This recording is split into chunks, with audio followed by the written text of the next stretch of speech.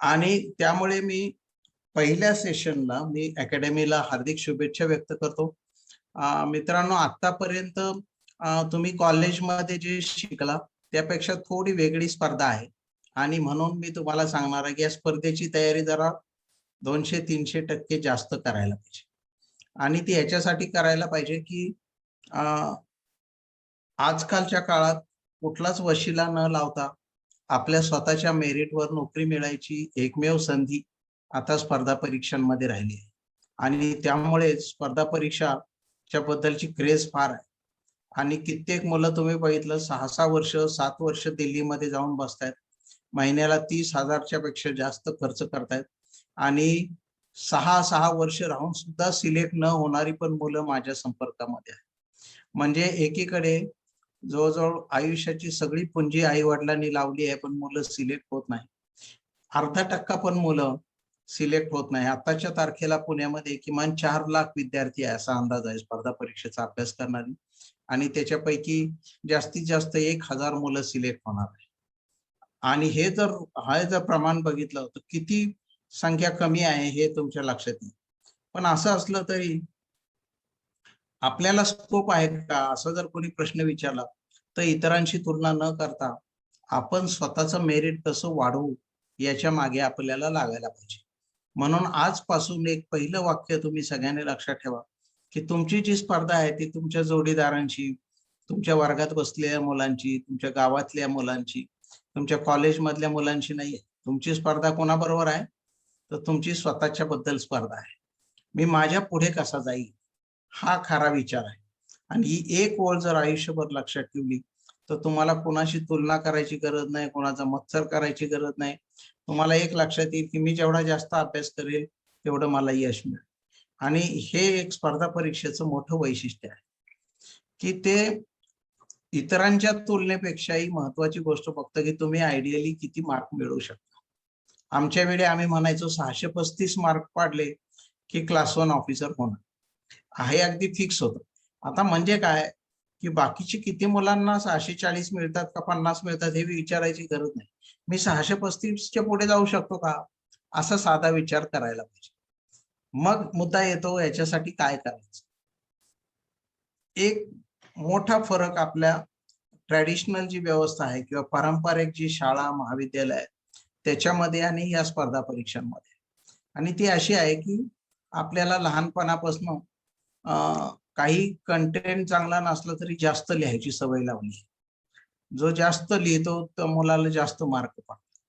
आणि आपण नेहमी शाळेपासून मी बघत आलो किंवा आता स्पर्धा परीक्षेच्या निमित्ताने पण मी मुलांना नेहमी सांगतो की 2 पानाचा निबंध लिहिले की 8 मार्क पडतील आणि 3 पानं लिहिले की 12 मार्क पडतील. हा जो कॉलेजमधला हिशोब आहे तो स्पर्धा परीक्षेला लागू नाही. स्पर्धा परीक्षामध्ये कमीत कमी शब्दांमध्ये 1000 शब्दात 1200 शब्दात निबंध लिहा. आता असं ज्यावेळी लिहायचं असतो त्यावेळी तेवढ्या शब्दांमध्ये मी जास्त मटेरियल कसं त्याच्यात टाकेल असं आहे. मग ते कशातनं टाकायचं तर त्याच्यासाठी मला अभ्यास जास्त पाहिजे, मला आकडेवारी माहिती पाहिजे, मला त्याचे सगळे कंगोरे माहित पाहिजे, त्याच्यावरची सुभाषित मला माहित पाहिजे, त्याच्यावर जगभरातल्या मान्यवरांनी काय म्हटलं हे मला माहित पाहिजे. याचा अर्थ असा की एखादा एसे टाईप निबंध लिहिताना तुमचा कस लागतो तो तुमच्या अभ्यासाशी लागतो. म्हणून या एका विषयामध्ये मराठी मुलं मागं आहेत असं आपण सगळ्या लोकांनी जे अनालिसिस केलं आहे की अनालिटिकल प्रश्न, विश्लेषणात्मक प्रश्नांमध्ये मराठी मुलं मागे पडतात, भाषेमध्ये मराठी मुलं मागे पडतात. बाकी सगळं चांगलं आहे, कष्ट चांगले आहेत, मेहनत जास्त घेतात, परंतु प्रत्येक गोष्टीमध्ये कसा छोटा छोटा बदल आहे ते मी तुम्हाला सांगत जाणार आहे. आपण बहुतेक वेळा काय करतो, सुरुवातीला गाईड घेऊन अभ्यासाला बसतो.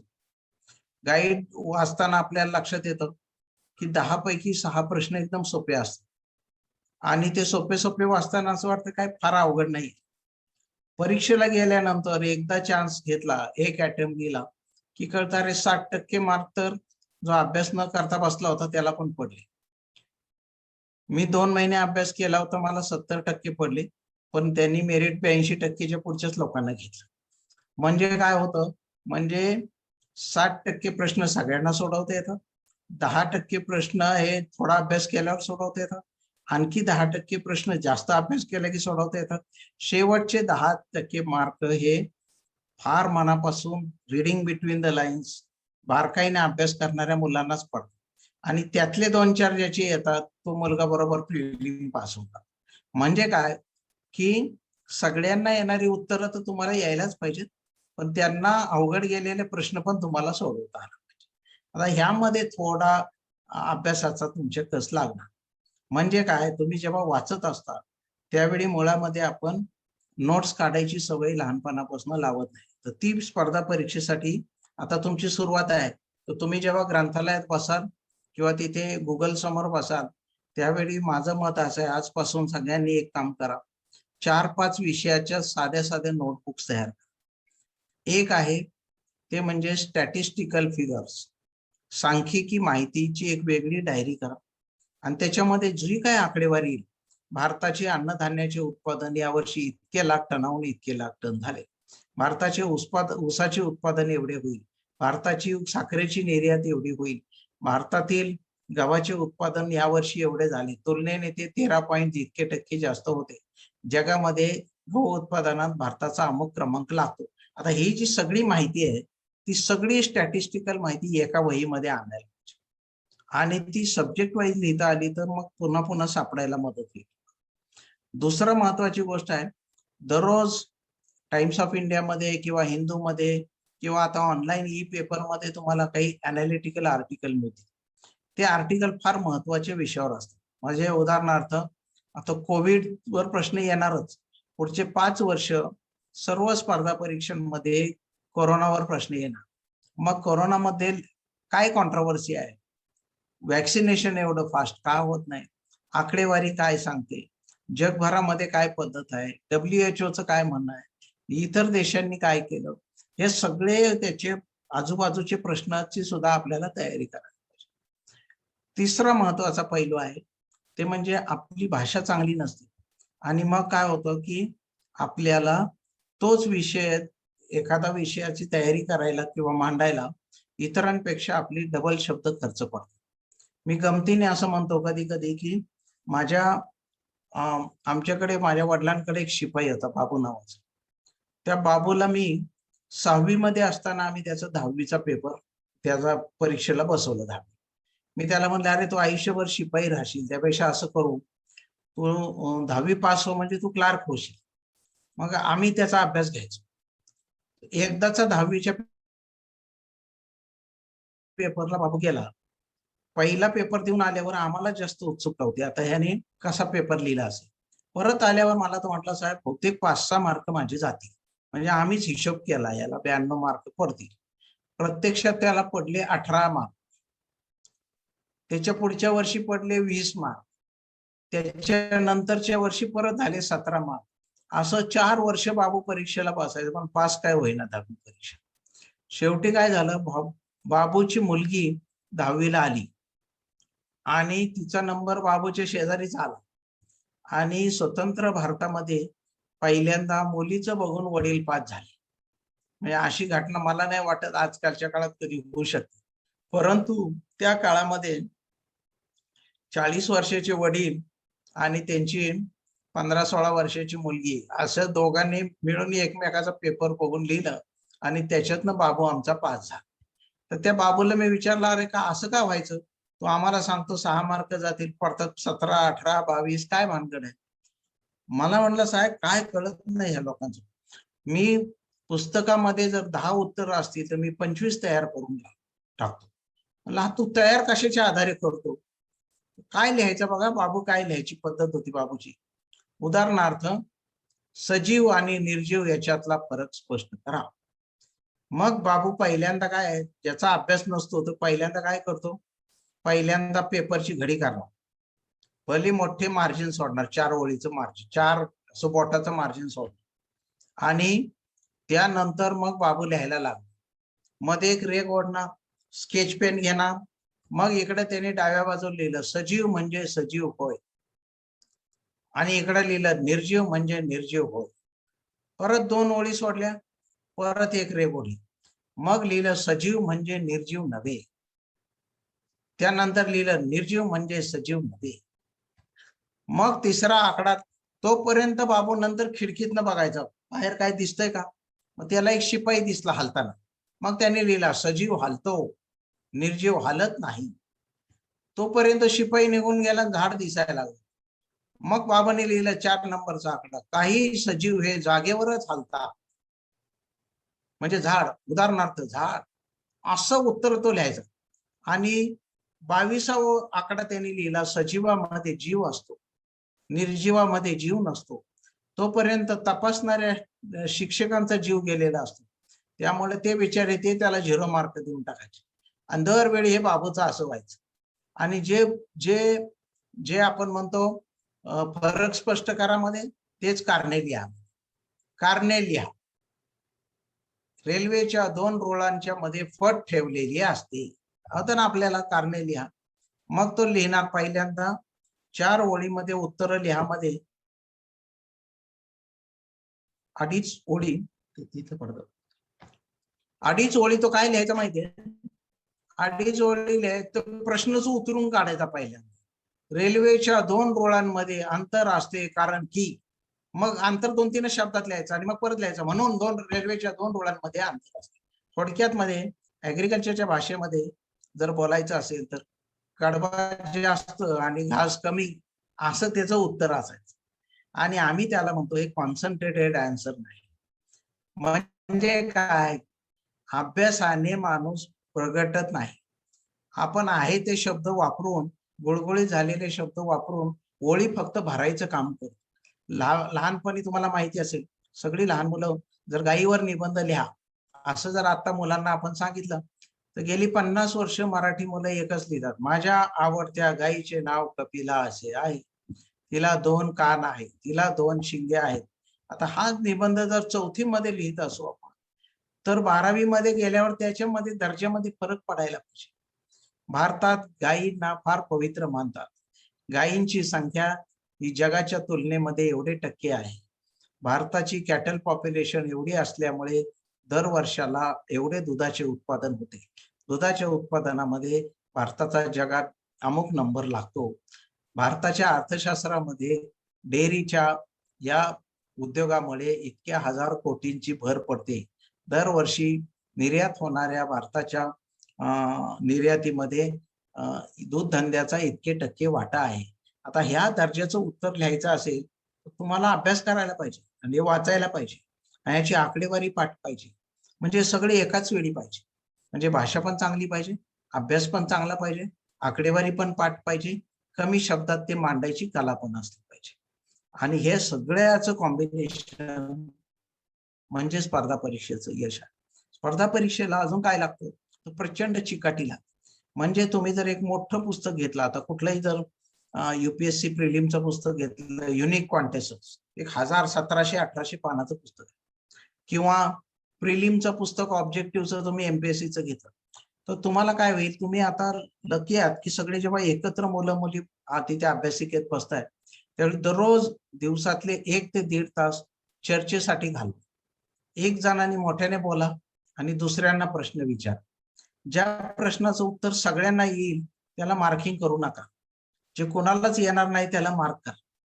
म्हणजे फार इंटरेस्टिंग आहे प्रोसेस. मला लकीली मी सतत विद्यार्थ्यांच्यात असल्यामुळे मला असं वाटतं, मला हे तुम्हाला निश्चित सांगते की या पद्धतीने तुम्ही गेला तर 100% तुम्ही यशस्वी होणार आणि त्याच्यामध्ये कुठलंच दुमत नाही. मग त्याच्यासाठी लागेल ते सगळं आपल्याला आपल्यामध्ये आणायला पाहिजे. आणि ते सगळं म्हणजे काय काय, त्याच्यामध्ये पहिली आहे चिकाटी. प्रचंड चिकाटी पाहिजे, दुर्दम्य आशावाद पाहिजे, स्वतःवर आत्मविश्वास पाहिजे, दररोज 5 ते 6 तास अभ्यासाची तयारी पाहिजे, त्याच्या नोट्स काढल्या पाहिजे. नोट्स काढल्यावर समजा एखादा विषय अवघड जात असेल, लॉजिक अवघड जात आहे, तर्कशास्त्र अवघड जात, कदाचित गणितीय काम जरा अवघड जात असेल, तर त्याला जास्त वेळ द्यायची तयारी पाहिजे. आपण उलट करतो, जो विषय आवडत नाही तो अजिबात वाचत नाही. माझं म्हणणं उलट करा, जो विषय अवघड जातो ना त्याला जास्त वेळ द्या. म्हणजे काय होईल, तुम्ही बॅलन्स होणार. तुम्हाला समजा मराठी चांगलं जात आहे तर मराठी फार वाचू नका, ते आतापर्यंत तुम्ही वाचलेलंच आहे. तुम्हाला इंग्रजी अवघड जात आहे ना, ते इंग्रजी शब्द दररोज 10-20 शब्द पाठ. भाषांतर करा. दररोज 10 ओळी इंग्लिशमध्ये, इंग्लिशमधले मराठीत आणा, मराठीमधले इंग्रजीमध्ये आणा. भाषांतर तपासायला दुसऱ्या मित्राला द्या, त्याच्या पण 10 ओळी आपण तपासून द्या. असं करत करत गेलं तर बघता बघता असं दिसेल की काल तुम्हाला 1400 शब्द पाठ होते, आता 1410 शब्द पाठ झाले. मग उद्या 1420 शब्द होणार, त्याच्या परवा दिवशी 1435 शब्द होणार. आणि हा प्रवास म्हणजे स्वतःच्या पुढे जाण्याचा प्रवास आहे. म्हणजे काल माझं जे ज्ञान होतं त्यापेक्षा मी आज पुढे गेलो, असा त्याचा अर्थ आहे. आणि यासाठी तुम्हाला पहाटे उठायला पाहिजे. बरेचसे मुलं रात्री फार उशिरा जागतात, तर ठीक आहे, हरकत नाही. जी सवय असेल त्यानुसार का होईना तुम्ही स्वतःसाठी फार वेळ दिला पाहिजे आणि एक हाती पूर्णपणे कॉन्सन्ट्रेशन करून तुम्हाला चिकाटीने हा अभ्यास करायला पाहिजे. आणखी एक महत्वाची गोष्ट याच्यामध्ये आहे, ते म्हणजे आजपासूनच तुम्ही सगळ्यांनी एक मराठी पेपर आणि एक इंग्रजी पेपर, जर तिथे येत नसेल फिजिकली तर ऑनलाईन मध्ये ई पेपर मध्ये बघा. विशेषतः त्यातलं काय वाचायचं ते पण सांगतो. प्रत्येकाने राज्याचे 15 विषय, केंद्रातले 15 विषय, आंतरराष्ट्रीय 15 विषय असे आणि आपल्या जिल्ह्याचे 10-1 विषय करायला पाहिजे. विषयांचं काय करायचं होतं, यादी करायची पाहिजे. उदाहरणार्थ महाराष्ट्र म्हणलं की दुष्काळ, मग लिहा 1 नंबर दुष्काळ. दुष्काळाबद्दल जेवढे आकडेवारी सापडेल, भारतात आतापर्यंत किती दुष्काळ पडले, किती महत्वाच्या वर्षी दुष्काळ पडले, दुष्काळाचा परिणाम नक्की किती झाला, बेंगॉलच्या फेमिनमध्ये भारतात किती माणसं मेली, महाराष्ट्रात त्याचा काय परिणाम झाला. अमर्त्य सेनने नोबेल पारितोषिक विजेत्या व्यक्तीने केलेल्या रिसर्च मधून त्यांना अन्नधान्यांच्या बद्दल काय सुचलं, तिथपासून तर माझ्या घरपोच धान्य योजनेपर्यंत, पीडीएस म्हणजे काय, सार्वजनिक वितरण प्रणाली म्हणजे काय, आणि त्याचे त्याचे किती कोटी लोक बीपीएल कार्ड धारक आहेत, किती कोटी अन्नपूर्णा योजनेमध्ये आहेत, हे सगळे आकडेवारी सह तुम्हाला एक विषय करायला किमान 25 दिवस लागतील. आणि असं करत जायचं असेल तर तुम्हाला असं लक्षात येईल पुढचे 6 महिने सुद्धा फार अपूर्ण आहे. तुम्ही झपाट्याने एकमेकांमध्ये डेटा शेअर करा. 30 माहिती गोळा करण्यामध्ये वेळ वाया घालू नये. विशेषतः जर रेडीमेड तुम्हाला बऱ्यापैकी टॉपिक वाईज माहिती पुस्तकातून मिळते, पुस्तकं एकमेकांमध्ये शेअर करायला शिका. कारण ते जर केलं तर तुमचा वेळ वाचायला मदत होईल. म्हणजे मी एक उदाहरण फक्त सांगितलं की महाराष्ट्राचे 25 प्रश्न समजा करायचे असतील तर दुष्काळ हा एका विषयाचा 2 पानाची आकडेवारी काढायला तुम्हाला 25 दिवसापेक्षा जास्त वेळ जाईल. आणि मग त्यानंतर महाराष्ट्रातली शेती, महाराष्ट्रातले शेतकऱ्यांचे प्रश्न, महाराष्ट्रातल्या शेतकऱ्यांच्या आत्महत्या, महाराष्ट्रातलं जलयुक्त शिवार, महाराष्ट्रातलं ग्राउंड वॉटर, असं एक एक विषय घेत घेत घेत तुम्हाला त्याची वेबसाईट बघायला पाहिजे. लकीली इंटरनेटमुळे हा मोठा फायदा आहे की तुमच्या एका कॉम्प्युटरमध्ये ही सगळी माहिती आली आणि त्याचा तुम्हाला वापर करता येईल चांगला. नोट्स काढताना पण त्याचा चांगला वापर होईल. झपाझप तुम्ही लिहायला टाकलं पाहिजे आणि त्याचे बुलेट पॉइंट्स मध्ये, शॉर्ट मध्ये, फार मोठं उत्तर लिहित बसू नका. वहीमध्ये एकत्र एका विषयाच्या नावाखाली त्याच विषयाशी संबंधित माहिती लिहा. आता एकदम नाही सापडली तर सोडून द्या, परत 8 दिवसांनी पेपरमध्ये काय आकडेवारी आली की त्या टॉपिक खाली लिहा. असं करत तुम्हाला जायला पाहिजे. इंटरव्ह्यूच्या दृष्टीने तुम्हाला सगळ्यांना सांगतो, कारण आपल्या एका तासाच्या सेशन मध्ये आपण सगळे विषय कव्हर करायचा प्रयत्न करू. मुलाखतीचं पण एक वेगळं तंत्र आहे, त्याच्याबद्दल आपण कधीतरी पुन्हा एक वेगळं सेशन. पण मुलाखतीसाठी तुम्हाला स्वतःचा बायोडेटा आतापासून कसा श्रीमंत करता येईल, कसा एनरिच करता येईल, याच्या मागे लागेल. आपल्याला असं वाटतं की बायोडेटा हा एकदम सोपा आहे, कारण आपण आतापर्यंत फक्त विद्यार्थी असतो, त्यामुळे आपली अचिव्हमेंट होत नाही. मग काय लिहायचं प्रश्न पडतो. काही मुलं म्हणतात वाचन असं लिहिलं तर उगीच वाचलेले 10 पुस्तकाची नावं विचारतील, मग आपल्याला अडचण होईल. मग जे आवडतंय ते आपण लिहित नाही. कुठलाही विषय असो, तुम्ही बायोडेटा मध्ये जर शब्द टाकला तर त्याची तुम्ही मास्टरी केली पाहिजे. म्हणजे तुम्ही क्रिकेट शब्द लिहिला, तुम्हाला वाटते किमान 100 प्रकारची आकडेवारी क्रिकेट बद्दलची तुम्हाला विचारणार, असं गृहीत धरा. अगदी बॉलचा आकार किती बाय किती असतो आणि स्टेडियम मध्ये साईज काय असते आणि 2 स्टंप्स मध्ये अंतर किती असतं पासून बाउंड्री म्हणजे किती मीटर असते आणि जगातलं सगळ्यात ओव्हल मैदान कोणतं आणि स्क्वेअर मैदान कोणतं आणि राऊंड मैदान कोणतं, हे सगळे प्रेक्षकांची कॅपॅसिटी किती, असे 100 आकडेवारी किमान तुम्हाला माहित पाहिजे. वर्ल्ड रेकॉर्ड्स कोणाकोणाचे आहेत, वर्ल्ड कप कुठले कुठले आहेत, कोणी कोणत्या वर्षी कोणता कप जिंकला, असे सगळे करंट इव्हेंट मध्ये येणारी आकडेवारी तुम्हाला माहित पाहिजे. काही वेळेस इंटरव्ह्यू मध्ये तुम्हाला उलटे सुलटे प्रश्न विचारतात की ज्याच्याबद्दल मुलांना फार शंका असते. तर कॉन्ट्रोवर्शियल जे विषय असतात त्याच्याबद्दल तुम्हाला एक भूमिका घेत नाही, उदाहरणार्थ घेता आली पाहिजे ते, आणि ती भूमिका काय असते तर विद्यार्थ्याची भूमिका त्यांना अपेक्षित, म्हणजे एक न्यूट्रल भूमिका. तुम्ही अभ्यास करताय असं गृहीत धरून का पोलिसांचा काय उपयोग होतो का असं विचारलं तर नक्की उपयोग होतो, पोलिसांचा काही प्रमाणात उपयोग होतो, असं आपल्याला न्यूट्रल उत्तर सांगता यायला पाहिजे. आपल्या मनामध्ये काय असतं, लहानपणापासून काहीतरी बिंबलेलं असतं आणि आपण एकदम टोकाची भूमिका घेतो. एक तर काही जण म्हणणार पोलीस काही कामाचे नाहीत, नाहीतर मग आपण दुसरे काही जण लोक म्हणणार नाही पोलीस फक्त फार महत्वाचे आहे. पण असं नसतं, असं टोकाचं कुठलंच उत्तर नसतं. आपल्या देशाला जसं शेतकऱ्यांची गरज आहे, जशी आर्मीची गरज आहे, तशी पोलिसांची पण गरज आहे.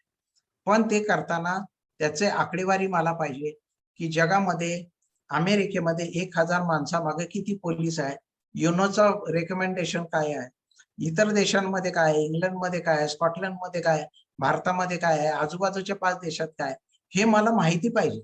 तर माझ्या बोलण्यामध्ये ही सगळी आकडेवारी येईल. याचा अर्थ मला फार बारकाईने अभ्यास करायला पाहिजे. म्हणून इंटरव्ह्यूचं एक वेगळंच टेक्निक आहे. त्याच्याबद्दल आपण एक नंतर तुमचे एक 10 सेशन झाल्यानंतर मुलाखतीचं तंत्र म्हणून एक वेगळं आपण ट्रेनिंग घेऊ.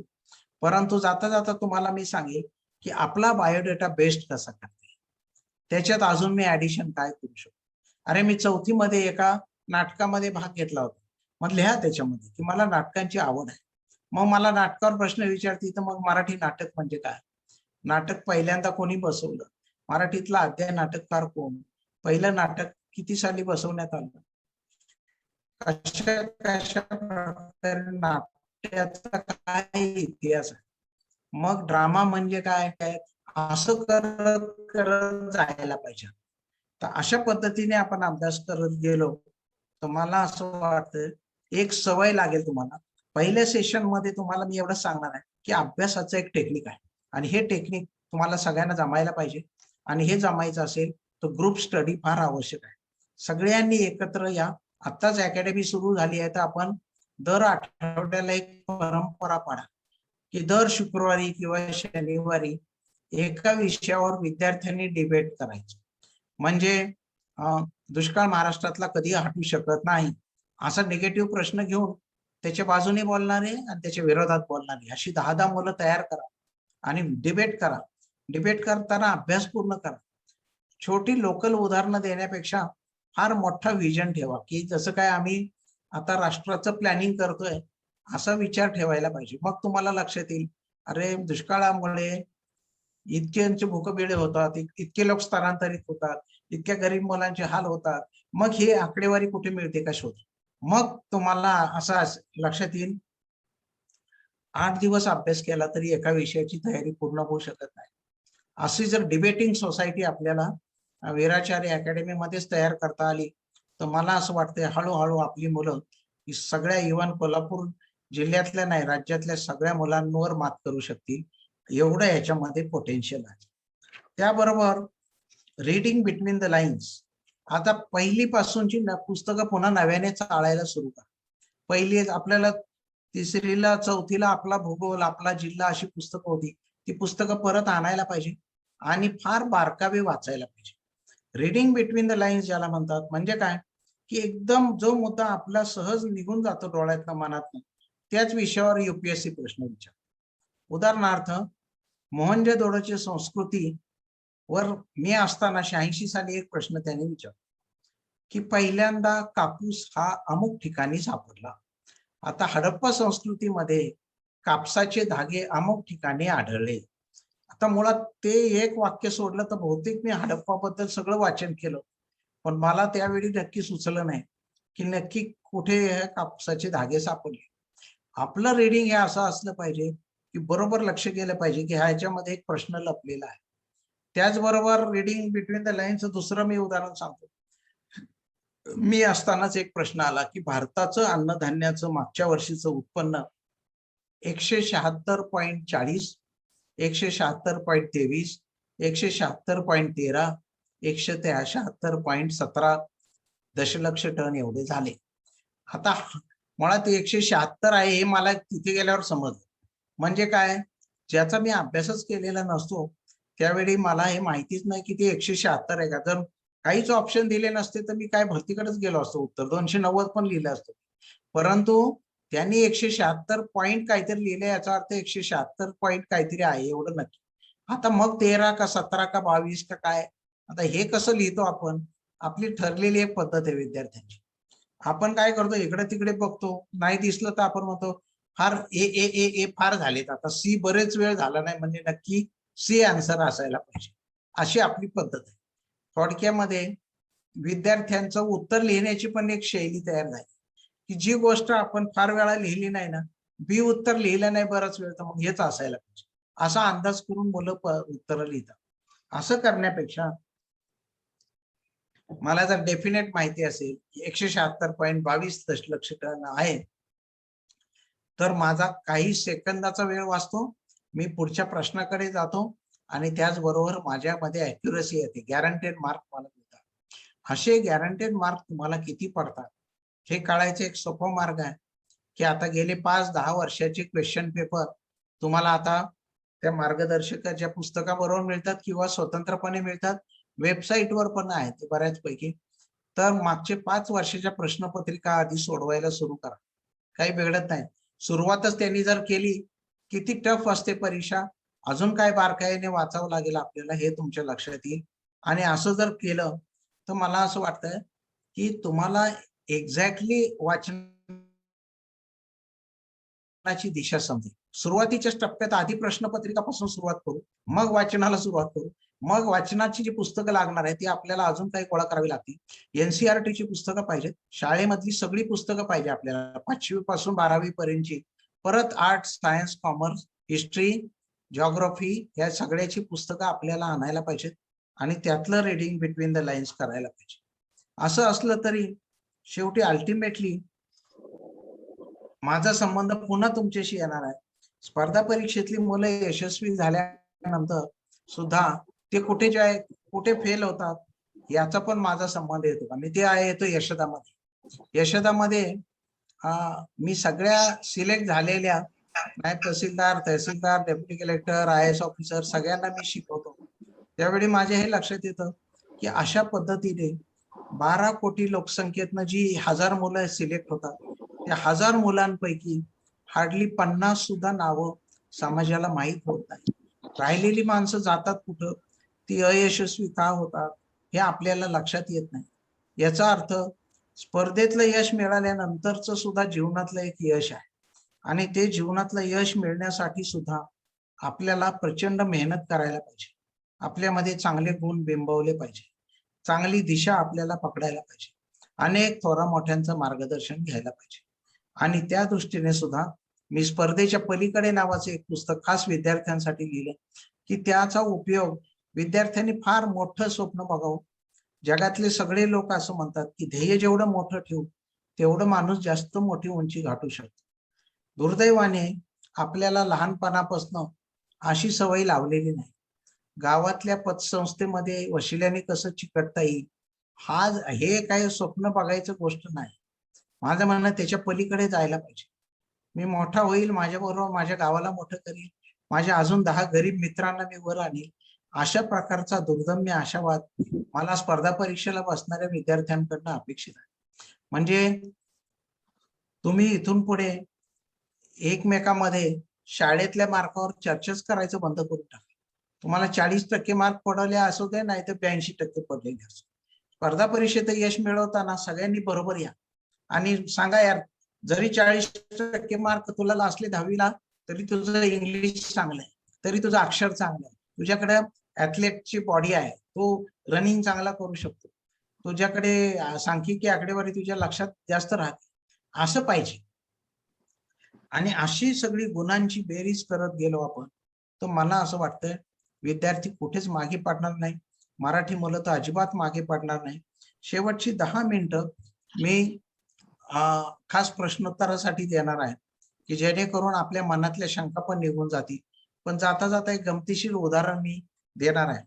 करिअर निवडताना एक तर दुसरा प्लॅन, एक बी प्लॅन सारखा तयार पाहिजे. माझ्याकडे मी नाशिकला असताना एक एक विद्यार्थिनी आणि तिचे आई हे दोघ जण आले. बघा त्यांनी काय काय विचार केला होता मला माहित नाही. ती मुलगी फार हुशार होती, परंतु तिला MBBS ला मला वाटते 96% असल्यामुळे तिला 12वीला MBBS ला ऍडमिशन मिळालं. परंतु दुर्दैवाने तिचे वडील अचानक मयत झाल्यामुळे तिला MD करता येत नाही अशी परिस्थिती तयार झाली. आणि त्यानंतर ती मुलगी आणि आई माझ्याकडे आली आणि म्हटले, साहेब MBBS मी कसं तरी कर्ज काढून दुसऱ्याची कामं करून मी याला शिकवलं हिला, पण आता मला पोस्ट ग्रॅज्युएशन करता येणार नाही, तेवढे पैसेच नाही माझ्याकडे, हिला मी MPSC ला बसू का असं विचारायला आई आली. आणि मी म्हटलं बिंदास बसा, काही फरक पडत नाही, MD नाही झाला तरी त्याच्यापेक्षा मोठ्या MDच्या वरचा साहेब होता येईल अशी संधी या स्पर्धा परीक्षेमध्ये. दुसरं उदाहरण नाशिकचंच मी तुम्हाला सांगेन. त्याचे एकदम टोकाचं दुसरं उदाहरण आहे की एक वडील एक मुलगा होता जो 12वी नंतर इंजिनिअरिंगला गेला. इंजिनिअरिंगला जाताना मुलांनी फॉर्म भरले. त्याचे 2 मित्रांनी टाकलं मरीन इंजिनिअरिंग, मग यांनी पण टाकलं मरीन इंजिनिअरिंग.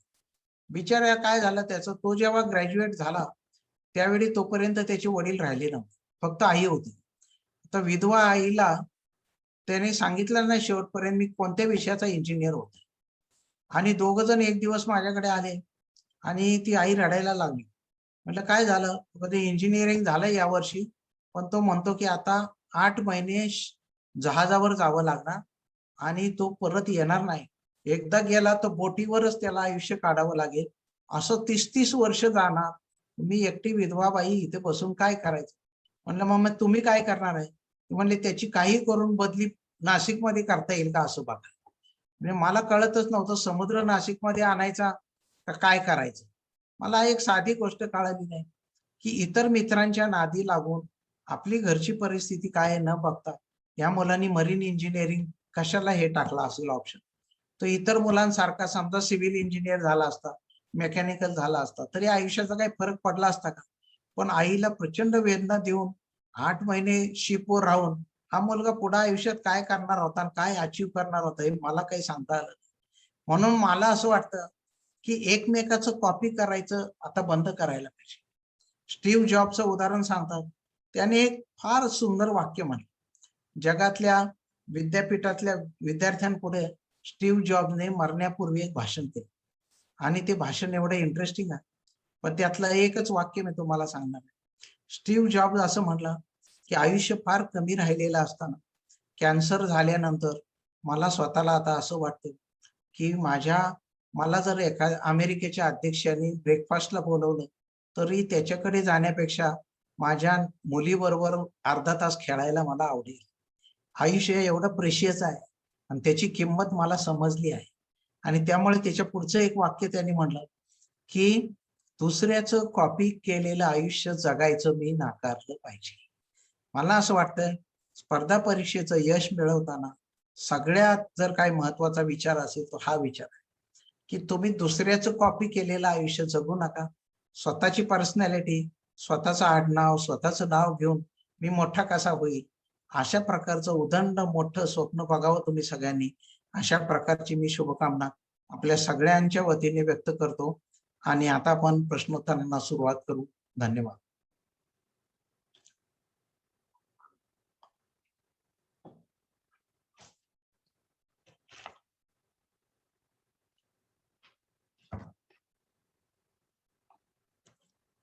सुमेर काले साहेब आले, त्यांचं पण स्वागत.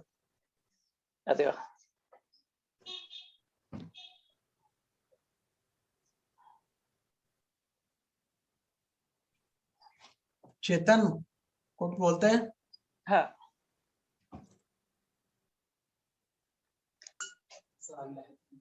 धन्यवाद सर. आपण आपल्या व्याख्यानामध्ये बाबू पास याचं निश्चितपणे छान उदाहरण दिलं, परंतु आमचा बाबू पास तर चालणार नाही. चिकाटी, आशावाद, येणाऱ्या विषयांसाठी जादा वेळ, बुलेट पॉइंट्स, आकडेवारीचे संकलन, डिबेट विजन, विजन मोठे ठेवा, reading between the lines, minute reading, अशा अनेक गोष्टी तुम्ही विद्यार्थ्यांना सांगितलं. त्यानंतर life is a precious, do not copy, या सगळ्यात महत्वाच्या वाक्यावरती तुम्ही अधोरेखित. धन्यवाद सर. याच्यानंतर